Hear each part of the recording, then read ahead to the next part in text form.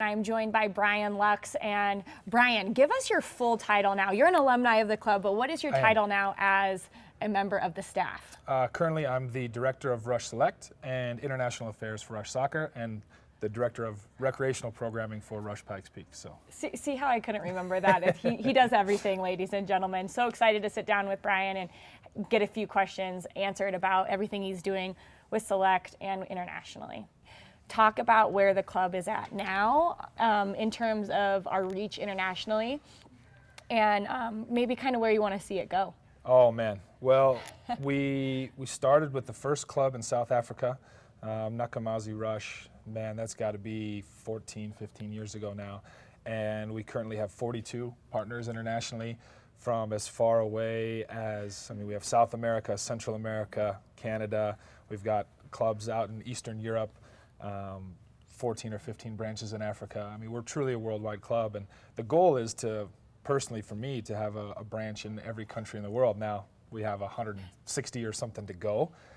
But I think we can get there, and it's very cool because soccer is obviously the world's game, and I think the United States is far behind in that it's not really our game, but we are starting to bring in so many players and so many clubs that it's really exciting to learn about different cultures and see different kids. And just in the past 2 years, I've been able to work with kids in Africa, in Haiti, in Europe, in Mexico. I never thought I would get those chances. So it's amazing the message that we're spreading and how big the family is truly getting. I can go to these countries around the world and say, hey, we want you to be a part of this. And they say, well, the federation won't let us, or we don't have the money, or we don't have a field. And I say, hey, we trained in the parking lot. Like, we can find a way. There's always a solution, and it might not happen in a year or two, but we're going to push and we're going to keep going. And it really shows you how universal soccer is and the core values that we have, that no matter the language you speak, where you live, you play with the same ball, you have the same values in the game that we share and we love. And that's probably a cool experience to go to Africa and kick the ball around with kids and really see the joy that they have in that. No, absolutely. And it's one of those things where people are always apprehensive about outsiders or Americans, and once you kick a ball with them, they see, okay, this is somebody who I can trust and know I can be friendly with. And so soccer is definitely the unifier that brings it all together. And now there's two different clubs, really, ways that teams can join Rush internationally. Can you talk a little bit more about those two different varieties? Yeah, we've kind of modeled it after the United States Constitution and kind of taken some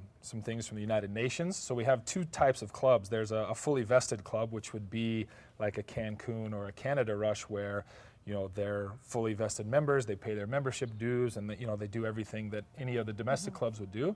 And then we have what's called Reach Clubs, which is our community outreach program where we collect our old uniforms, collect our old equipment, and donate it to the clubs around the world. And we've got the entire range of clubs from Cancun, which has a third division professional team that they're associated with, to a group in Curacao who was literally just one team that was looking for some uniforms and some help. And so we will kind of provide it for whoever we can, and it's nice to be able to offer that, because I think some clubs or some groups only want one thing or the other, and if you want to play soccer, we want you to be a part of our family. So, and it's cool to see Rush uniforms come from our kids here in Colorado or anywhere, and take them to Haiti or take them to Rwanda and see these kids who literally take their shirts off to make a soccer ball, and now they have a nice uniform to play with, and so it's very rewarding. That's one of our biggest programs. I can't imagine that feeling of giving them the uniform. I've given my uniform to Reach, and now then the Reach people take it to them personally or send it, and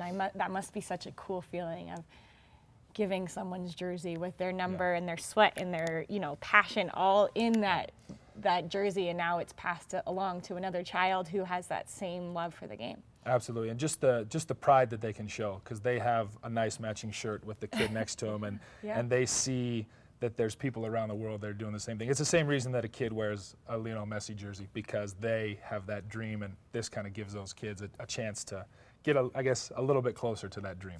To dream big, like Tim says. Absolutely.